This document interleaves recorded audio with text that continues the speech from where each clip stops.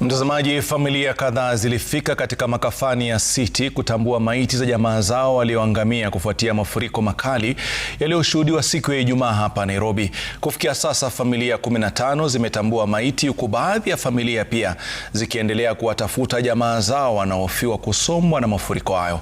Ode Francis na taarifa hii kwa kina. Familia ya Rose Akamurana ambaye mwili wake ulipatikana katika bustani ya Uhuru ni kati ya familia zilizofika katika makafani ya City kutambua miili. Naam, ni katika eneo hili ambapo Rose Akamurana mwili wake ulipatikana baada ya kusombwa na maji. Na Rose alikuwa anaondoka kutoka maeneo ya Athi River ambako alikuwa anafanya kazi kupitia eneo hili ili aweze kwenda Kawangware ili kuonana na mwanawe ambaye sasa hatomuona maishani. Mimi ndio nilikuwa nakaa na yeye Kawangware. Alitoka kwa nyumba Friday akienda kazi, akikuja mpaka town.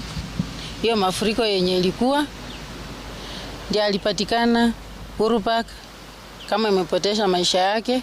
Familia ya Philip Mondi pia inaomboleza baada ya wafanyikazi wawili kutoka kampuni moja kuangamia ndani ya gari hili eneo la Timol. Wakatoka na manager yao wakiwa wanaenda.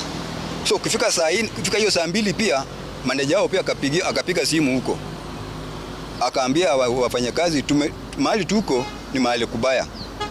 Mvua imejaa hapa na tuko ile ya Timon. So tujafika na hatujui tutafika saa ngapi. Familia nyingine 10 zikifika hapa bila kufanikiwa kupata wapendwa wao. Mchuuzi wa chai maeneo ya Grogon na Kirinyaga hajapatikana hadi sasa. Hatujui kama amekufa ama amepelekwa na maji ama amepelekwa hospitali, bado hatujajua. Sasa tumekuja hapa City Mortuary kumtafuta na tumeambiwa yuko hapa.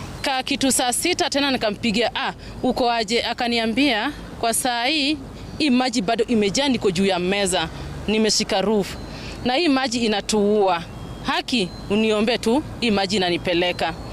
Kufika kitu saa 7 kupiga simu ilikuwa mteja.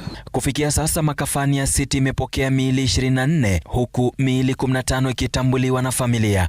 Miili ingine 10 haijatambuliwa huku mwili moja ukihifadhiwa katika makafani ya Chiromo. Ode Francis, Runinga ya Citizen, Nairobi.